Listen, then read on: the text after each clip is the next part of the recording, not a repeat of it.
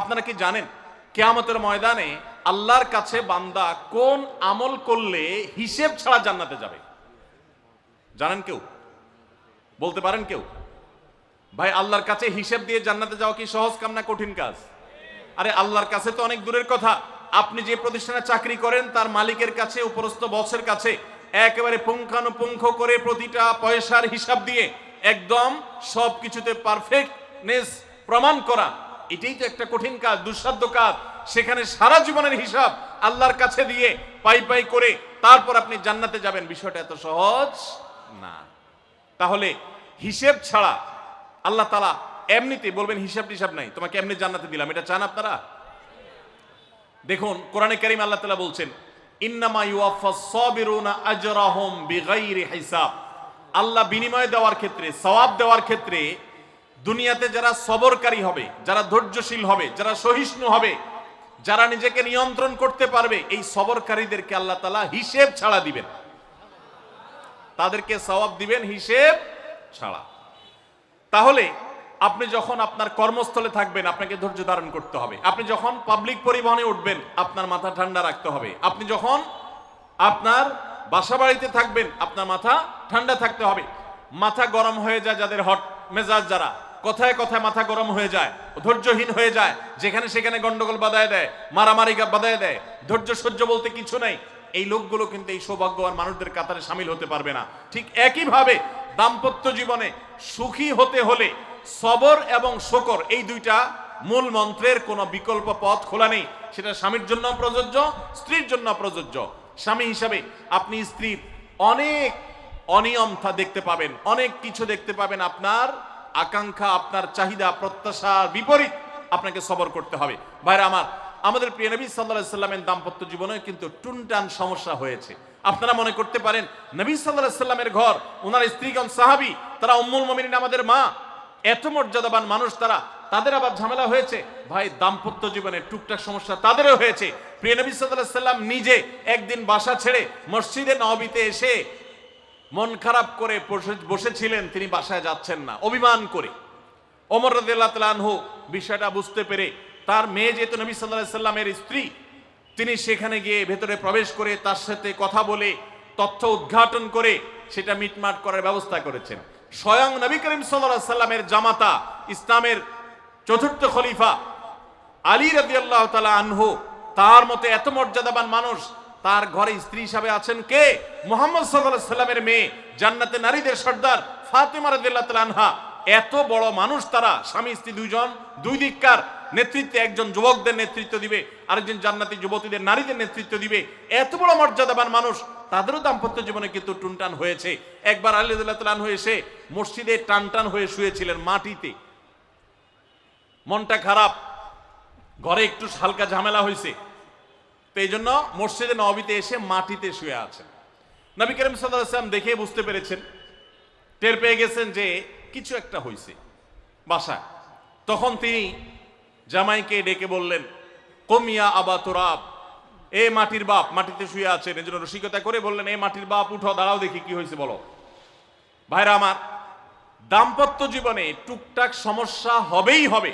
যারা বিয়ে করেন নাই আগে থেকে প্রস্তুত থাকেন, বুকে পিঠে ছালার বস্তা সব বেঁধে রেডি থাকেন। বিশেষ করে সময় যেভাবে গড়াচ্ছে তাতে করে সামনে থেকে হেলমেট পরেও যাওয়া লাগতে পারে। শুধু যাওয়া না, বাসায় ঢোকার সময় বাইক থেকে নামার পরে হেলমেটটা আগে খুলবেন না, আগে যা বুঝবেন পরিস্থিতি কি, তারপর হেলমেট খুলবেন। বুঝেন নাই?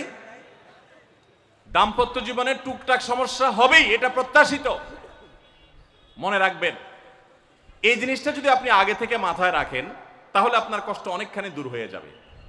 আমরা অনেকে আকাশ থেকে নেমে পড়ি, কি বলে, এত বড় সাহস, এই কথা বলতে পারে কেন? ভাই আশ্চর্য হচ্ছেন কেন? এর চেয়ে বেশি কথা বলতে পারে, মাথা বাড়ি মারছে, আরে ভাই ছুরি মারে নাই যে শুকর আদায় করে। বুঝেন নাই কথা?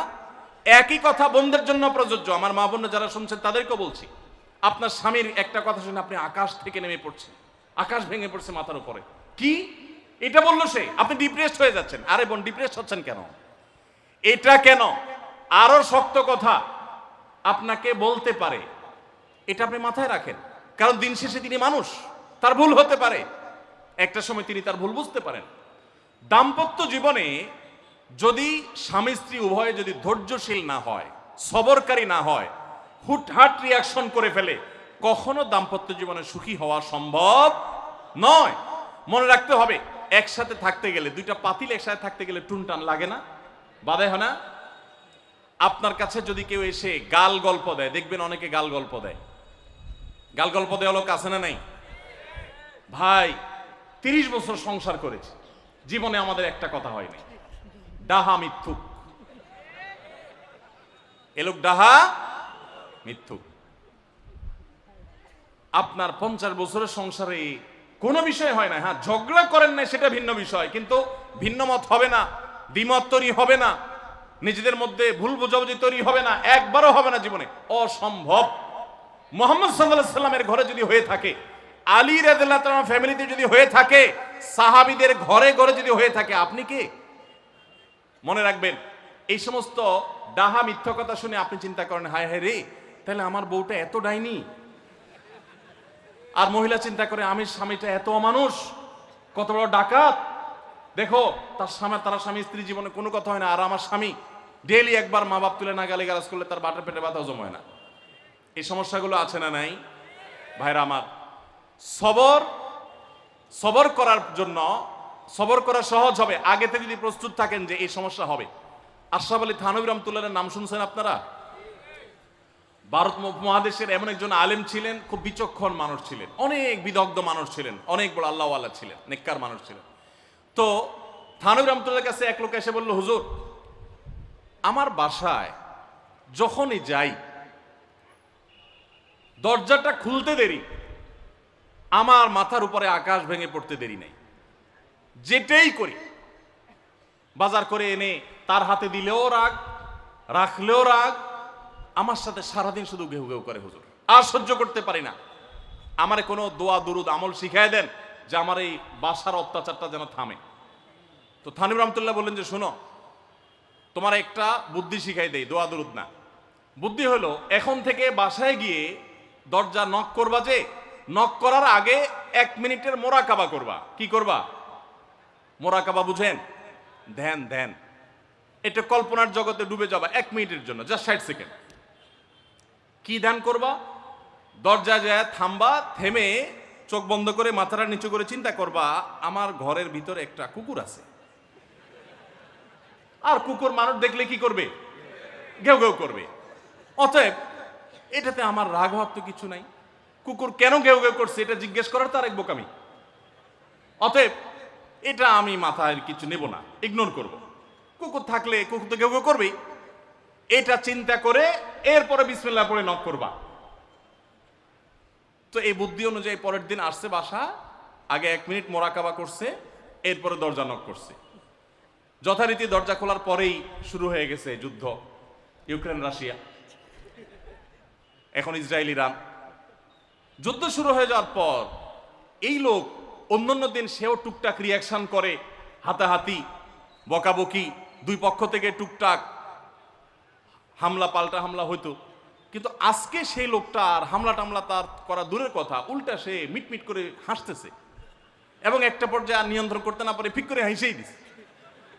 এবার বউ চিন্তা করতেছে কাহিনী কি, কারণ যারা ঝগড়া করে তাদের সাথে পাল্টা ঝগড়া না করলেও কিন্তু মেজাজ গরম হয়। কদিন আগে শুনছেন না পত্রিকা, যে এক মহিলা স্বামীরে ডিভোর্স দিছে, কেন? কারণ স্বামী ঝগড়া করে না। কদিন আগে পত্রিকা দেখছেন। এই মহিলা যখন দেখছে স্বামী হাইসা দিছে, সে এবার ঝগড়া করে থামায়া বলতেছে, ঠান্ডা মাথা বলছে, কাহিনী কি বলো তো, তুমি হাসতেছো কেন? বল, না না কিছু না, কিছু না। সে তো বলবে না। স্বামী মনে করছে হয়তো অন্য কোনো কাহিনী আছে, কোনোভাবে উদ্ধার করতে পারে নাই। পরের দিন আবার সেম কাহিনী, আবারও হেসে দিচ্ছে। মহিলা চিন্তা করছে ব্যাপার কি, বলে না আজকে তো তোমার একদিন কি আমার একদিন, বলতেই হবে তোমার। কেন তুমি হাসতেছো? আমার ঝগড়ার বিনিময়ে তুমি ঝগড়া না করে হাসতেছো, অপমান করতেছো। আমার ঝগড়ার কোনো দাম নাই, আমি কি কথা বলতেছি না, এগুলো কোনো মূল্য নাই। যখন চেতে যাচ্ছে এবার বলতেছে, শোনো, তুমি যেহেতু জোরই করতেছো, তাইলে আমি বলি, আমি গেছি এক হুজুরের কাছে, হুজুর আমার এই বুদ্ধি শিখাই দিছে, আমি সেই বুদ্ধি অনুযায়ী চিন্তা করি। এখন আমি চোখের সামনে যখন চিন্তা করি যে কুকুর গেউ করতেছে, আমার হাসি আসে। ও চিন্তা করে, কি বললা তুমি? তাহলে তুমি এই মনে করো আমারে? এবার থেকে বেচারে ঝগড়া করার আগেই তার থেমে যায়, চিন্তা করে হায় হায় আমি ঝগড়া করলে তো সে মনে মনে আমার ওইটা চিন্তা করবে। বুঝতে পারছেন?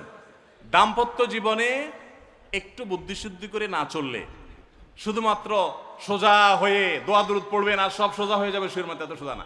একটু বুদ্ধিশুদ্ধি খাটায় চলতে হয় এবং সবর করতে হয়। এই যে ভদ্রলোক যদি সবর না করতেন তাহলে মারামারি কাটাকাটি করে কখনো সমাধান হয় না। স্বামী স্ত্রী উভয়কেই আমরা এই যে ঘটনা বলেছি, এই ঘটনার মাধ্যমে কাউকে ছোট করার উদ্দেশ্য না, জাস্ট বোঝানোর উদ্দেশ্য। এটা বিপরীত দিক থেকেও হতে পারে যে আমরা সবর করতে হবে দাম্পত্য জীবনে। তাহলে আগে থেকে যদি এই ঘটনা বলার উদ্দেশ্য হলো যে এই ভদ্রলোক আগে থেকে যখন অপেক্ষা করছেন যে হ্যাঁ অনাকাঙ্ক্ষিত কিছু হতেই পারে, তখন এটার জন্য প্রস্তুত থাকার কারণে আর তার ঝামেলা বাড়ে নাই, বরং কমছে। এখন আপনি যদি আগে থেকে প্রস্তুত থাকেন, দাম্পত্য জীবন টুকটাক সমস্যা হবেই, দুই ঘরের দুইজন মানুষ একসাথ হয়েছি, বহু কিছুতে গরমিল হবে। অতএব আমরা সবর করব, ধৈর্য ধারণ করব, ভালো দিনগুলো দেখব। প্রিয়নবী সাল্লাল্লাহু আলাইহি সাল্লাম বলেছেন, তুমি তোমার স্ত্রীর কোনো কিছু দেখে যদি রাগান্বিত হও, তুমি তোমার সে আপনাকে গালিগালাজ করে কিন্তু চরিত্রহীন না। অনেকের স্বামীটা খুব ভদ্র কিন্তু চরিত্রহীন, ব্যবহার ভালো করে চরিত্রহীন, তাদের কষ্ট আপনার চাইতে কম না। অনেকের স্বামী খুব ভদ্র কিন্তু বেকার, দুই পয়সা কামাই করতে পারে না, সারাদিন ঘরে বসে বসে খায় আর শ্বশুরবাড়ি থেকে যৌতুক এনে আইনা খায়, নিশ্চয় আপনি তার চাইতে ভালো আছেন।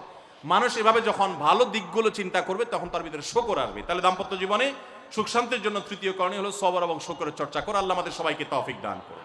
অনেক লোক আছে নিজেকে খুব শিয়ানা মনে করে, স্বামী হয়ে বউর তারিফ করতে রাজি না, বউ হয়ে স্বামীর তারিফ করতে। দাম্পত্য জীবনের সুখের জন্য একে অন্যের তারিফ করার কোনো বিকল্প নাই।